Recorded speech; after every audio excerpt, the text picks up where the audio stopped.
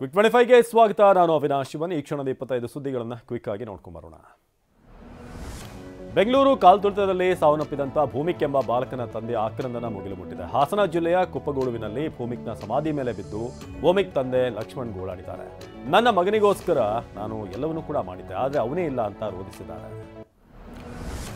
ಕಾಲ್ತುಳಿತ ಪ್ರಕರಣದ ಬೆನ್ನಲ್ಲೇ ಕರ್ನಾಟಕ ರಾಜ್ಯ ಕ್ರಿಕೆಟ್ ನಿಯಂತ್ರಣ ಮಂಡಳಿಗೆ ಬಿಬಿಎಂಪಿ ಶಾಕ್ ಕೊಟ್ಟಿದೆ. ಬರೋಬ್ಬರಿ 10 ಕೋಟಿ ಜಾಹೀರಾತು ತೆರಿಗೆ ಬಾಕಿ ಉಳಿಸಿಕೊಂಡಿರುವಂತಹ ಕೆಎಸ್ಸಿಗೆ ನೋಟಿಸ್ ನೀಡಿದೆ. ಬಾಕಿ ಜೊತೆಗೆ ದಂಡ ವಸೂಲಿಗೆ ಬಿಬಿಎಂಪಿ ಪ್ಲಾನ್ ಮಾಡಿದೆ. ಬಾಕಿ ಕಟ್ಟದೇ ಇದ್ರೆ ಕಾನೂನು ಕ್ರಮದ ಎಚ್ಚರಿಕೆ ಕೊಟ್ಟಿದೆ. ಆರ್ಸಿ ಕಾರ್ಯದರ್ಶಿ ಸ್ಥಾನಕ್ಕೆ ಶಂಕರ್ ರಾಜೀನಾಮೆ ನೀಡಿದ್ದಾರೆ. ನೈತಿಕ ಹೊಣೆ ಹೊತ್ತು ರಾಜೀನಾಮೆ ನೀಡಿದ್ದಾರೆ ಎನ್ನಲಾಗಿದೆ. ಇನ್ನು ಕೆಸಿಎ ಖಜಾಂಚಿ ಎಸ್ ಜಯರಾಮ್ ಸಹ ರಾಜೀನಾಮೆ ಸಲ್ಲಿಸಿದ್ದಾರೆ ಎನ್ನಲಾಗಿದೆ. ದಳದ ಎಸ್ಪಿ ಶುಭಾನ್ವಿತ ನೇತೃತ್ವದಲ್ಲಿ ತನಿಖೆ ನಡೆಯಲಿದೆ. ತನಿಖಾಧಿಕಾರಿಗಳಾಗಿ ಡಿವೈಎಸ್ಪಿಗಳಾದ ಗೌತಮ್ ಹಾಗೂ ಪುರುಷೋತ್ತಮ್ ನೇಮಕ ಮಾಡಲಾಗಿದೆ. ಠಾಣೆ ಪೊಲೀಸರು ಫೈಲ್ ನೀಡಿದ್ದಾರೆ. ತನಿಖಾ ತಂಡ ಕಾಲ್ತುಳಿತ ಉಂಟಾದ ಸ್ಥಳಕ್ಕೆ ತೆರಳಿ ಪರಿಶೀಲನೆ ನಡೆಸಲಿದೆ. ಚಿನ್ನಸ್ವಾಮಿ ಕ್ರೀಡಾಂಗಣದ 7, 19, 18, 16, 21 ದ್ವಾರಗಳನ್ನು ಪರಿಶೀಲನೆ ಮಾಡಲಿದೆ. ಕಾಲ್ತುಳಿತ ದುರಂತ ನಡೆದ ಘಟನಾ ಸ್ಥಳ ಪರಿಶೀಲನೆ ಬಳಿಕ ಸಿಐಡಿ ಆರೋಪಿಗಳನ್ನು ಕಸ್ಟಡಿಗೆ ಪಡೆಯಲು ತಯಾರಿ ನಡೆಸಲಿದೆ. ಇಂದು ಬಕ್ರೀದ್ ನಾಳೆ ಭಾನುವಾರ ಇರೋದ್ರಿಂದ ಸೋಮವಾರ ಆರೋಪಿಗಳನ್ನು ಕಸ್ಟಡಿಗೆ ಪಡೆಯಲು ನ್ಯಾಯಾಲಯಕ್ಕೆ ಅರ್ಜಿ ಹಾಕಲಿದೆ. ನಂತರ ಆರೋಪಿಗಳನ್ನು ಬಾಡಿ ವಾರೆಂಟ್ ಮೇಲೆ ಕಸ್ಟಡಿಗೆ ಪಡೆಯಲಿದೆ. ಆರ್ಸಿಬಿ ಸಂಭ್ರಮಾಚರಣೆಗೆ ಕರ್ನಾಟಕ ರಾಜ್ಯ ಕ್ರಿಕೆಟ್ ಸಂಸ್ಥೆಗೆ ಸರ್ಕಾರ 19 ಷರತ್ತುಗಳನ್ನು ವಿಧಿಸಿತ್ತು ಅನ್ನೋದು ಬೆಳಕಿಗೆ ಬಂದಿದೆ. ಸಂಚಾರ ವ್ಯವಸ್ಥೆಗೆ ಅಡಚಣೆ ಆಗದಂತೆ ನಡೆಸಬೇಕು, ಪೊಲೀಸ್ ಇಲಾಖೆ ಸಮನ್ವಯದೊಂದಿಗೆ ಕ್ರಮ ವಹಿಸಬೇಕು, ಕಾರ್ಯಕ್ರಮಕ್ಕೆ ಸಿದ್ಧತೆ ನಡೆಸುವಾಗ ಅವಘಡ ಸಂಭವಿಸಿದರೆ ಸಂಸ್ಥೆಯ ಜವಾಬ್ದಾರಿ ಸೇರಿದಂತೆ ಇನ್ನು ಹಲವು ಷರತ್ತುಗಳನ್ನು ಸರ್ಕಾರ ವಿಧಿಸಿತ್ತು ಅಂತ ತಿಳಿದು ಬಂದಿದೆ. ಹಾಸನದ ಬೇಲೂರು ತಾಲೂಕಿನ ಕೆರಳೂರು ಗ್ರಾಮದಲ್ಲಿ ಅನೈತಿಕ ಸಂಬಂಧಕ್ಕಾಗಿ ದುಷ್ಟ ಮಹಿಳೆಯೊಬ್ಬಳು ಇಡೀ ಕುಟುಂಬಕ್ಕೆ ವಿಷ ಹಾಕಿದ್ದಾಳೆ. 33 ವರ್ಷದ ಚೈತ್ರ ಎಂಬಾಕೆ ತನ್ನ ಪತಿ, ಮಕ್ಕಳು, ಅತ್ತೆ ಮತ್ತು ಮಾವನ ಕೊಲೆಗೆ ಯತ್ನಿಸಿದ್ದಾಳೆ. ಶಿವು ಎಂಬಾತನ ಜೊತೆಗಿನ ಅನೈತಿಕ ನಂಟಿಗಾಗಿ ತನ್ನ ಕುಟುಂಬದವರು ಅವರ ಊಟಕ್ಕೆ ಇಲ್ಲಿ ವಿಷ ಹಾಕಲಾಗಿದೆ ಅಂತ ಗೊತ್ತಾಗಿದೆ. ಇನ್ನು ಬೆಂಗಳೂರು ಹೊರವಲಯ ಚಂದಾಪುರದಲ್ಲಿ ಭಯಾನಕ ಘಟನೆ ಆಗಿದೆ. ಪತ್ನಿ ಕೊಂದ ಪತಿ ರುಂಡದ ಜೊತೆಗೆ ಪೊಲೀಸ್ ಠಾಣೆಗೆ ಬಂದು ಅಲ್ಲಿ ಸರೆಂಡರ್ ಆಗಿದ್ದಾನೆ. ಪತ್ನಿ ಮಾನ್ಸಳನ್ನ ಕೊಂದ ಹೆನಗಾರಿ ಗ್ರಾಮದ ನಿವಾಸಿ ಶಂಕರ್ ಈ ಒಂದು ಕೃತ್ಯ ಎಸಗಿರೋದು. ಅಕ್ರಮ ಸಂಬಂಧ ಹಿನ್ನೆಲೆ ಈ ಕೃತ್ಯ ಎಸಗಿದ್ದಾನೆ.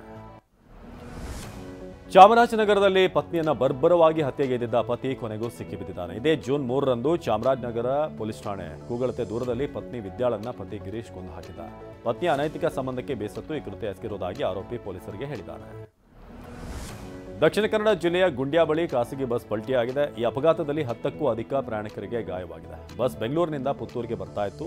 ನಸುಕಿನ ವೇಳೆ ತಿರುವಿನಲ್ಲಿ ಚಾಲಕನ ನಿಯಂತ್ರಣ ತಪ್ಪಿದ್ರಿಂದ ಈ ಅಪಘಾತವಾಗಿದೆ. ಗಾಯಾಳುಗಳನ್ನು ಸ್ಥಳೀಯ ಆಸ್ಪತ್ರೆಗೆ ದಾಖಲು ಮಾಡಲಾಗಿದೆ. ಹಾವೇರಿ ಜಿಲ್ಲೆಯ ಶಿಗ್ಗಾವಿ ತಾಲೂಕಿನ ಬಂಕಾಪುರ ಪೊಲೀಸ್ ಠಾಣಾ ವ್ಯಾಪ್ತಿಯಲ್ಲಿ ಅಪ್ರಾಪ್ತಿಯ ಮೇಲೆ ಲೈಂಗಿಕ ದೌರ್ಜನ್ಯ ಎಸಗಿದ್ದ 4 ಆರೋಪಿಗಳನ್ನು ಬಂಧಿಸಲಾಗಿದೆ.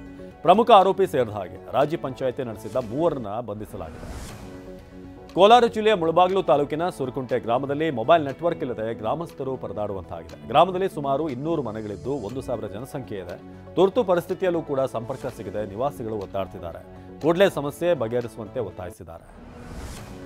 ದೇಶದಾದ್ಯಂತ ಮುಸ್ಲಿಂ ಬಾಂಧವರು ಬಕ್ರೀದ್ ಹಬ್ಬವನ್ನು ಆಚರಿಸ್ತಾ ಇದ್ದಾರೆ. ತ್ಯಾಗ ಬಲಿದಾನದ ಸಂಕೇತವಾಗಿರುವಂತಹ ಬಕ್ರೀದ್ ಹಬ್ಬ ಹಿನ್ನೆಲೆಯಲ್ಲಿ ಮುಸ್ಲಿಂ ಬಾಂಧವರು ಸಾಮೂಹಿಕ ಪ್ರಾರ್ಥನೆ ಸಲ್ಲಿಸಿದರು.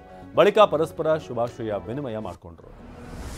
ನಾಡಿನಾದ್ಯಂತ ಮುಸಲ್ಮಾನರ ಬಕ್ರೀದ್ ಹಬ್ಬವನ್ನು ಸಂಭ್ರಮದಿಂದ ಆಚರಿಸಲಾಗ್ತಾ ಇದೆ. ಬೆಂಗಳೂರಿನ ಚಾಮರಾಜಪೇಟೆಯ ಈದ್ಗಾ ಮೈದಾನದಲ್ಲಿ ಮುಸಲ್ಮಾನರು ಬೆಳಗಿನ ಸಾಮೂಹಿಕ ಪ್ರಾರ್ಥನೆ ನೆರವೇರಿಸಿದ್ದಾರೆ. ಈ ವೇಳೆ ಕಾಲ್ತುಳಿತ ಹಿನ್ನೆಲೆ ಸಾಮೂಹಿಕ ಪ್ರಾರ್ಥನೆ ಸಲ್ಲಿಸಲಾಗಿದೆ. ಇನ್ನು ಕರಾವಳಿಯಲ್ಲಿ ಮುಸ್ಲಿಮರ ಪವಿತ್ರ ಹಬ್ಬ ಬಕ್ರೀದ್ ಸಂಭ್ರಮ ಮನೆ ಮಾಡಿದೆ. ಜಿಲ್ಲೆಯ ಮಸೀದಿಗಳಲ್ಲಿ ವಿಶೇಷ ಪ್ರಾರ್ಥನೆ ಪ್ರವಚನ ನಡೆಸಲಾಗಿದೆ. ಮಂಗಳೂರಿನ ಬಾವುಟಗುಡ್ಡೆಯ ಈದ್ಗಾ ಮಸೀದಿಯಲ್ಲಿ ಸಾಮೂಹಿಕ ಪ್ರಾರ್ಥನೆ ನಡೆಸಲಾಗಿದ್ದು ನಗರ ಪೊಲೀಸ್ ಆಯುಕ್ತ ಸುಧೀರ್ ಕುಮಾರ್ ರೆಡ್ಡಿ ಭೇಟಿ ನೀಡಿದರು. ನಾಡಿನಾದ್ಯಂತ ಇಂದು ಮುಸಲ್ಮಾನರ ಪವಿತ್ರ ಹಬ್ಬ ಬಕ್ರೀದ್ ಸಡಗರದಿಂದ ಆಚರಿಸಲಾಗ್ತಾ ಇದೆ. ಕೊಪ್ಪಳ ಜಿಲ್ಲೆಯಾದ್ಯಂತ ಮುಸಲ್ಮಾನರು ಸಾಮೂಹಿಕ ಪ್ರಾರ್ಥನೆ ನೆರವೇರಿಸಿದ್ದಾರೆ. ಬಕ್ರೀದ್ ಪ್ರಾರ್ಥನೆಯಲ್ಲಿ ಶಾಸಕರು, ಸಂಸದರು ಭಾಗಿಯಾಗಿದ್ದರು.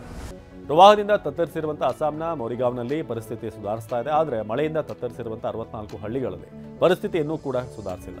ಬ್ರಹ್ಮಪುತ್ರ ನದಿ ಮಧ್ಯೆ ಇರುವಂತಹ ಮಯೋಂಗ್, ಚಪೋರಿ, ಗಸ್ಬಾರಿ ಪ್ರದೇಶದಲ್ಲಿ ವಾಸಿಸ್ತಾ ಇರುವಂತಹ 200 ಕುಟುಂಬಗಳು ಕೂಡ ಸಂಕಷ್ಟ ಅನುಭವಿಸ್ತಾ ಇದೆ.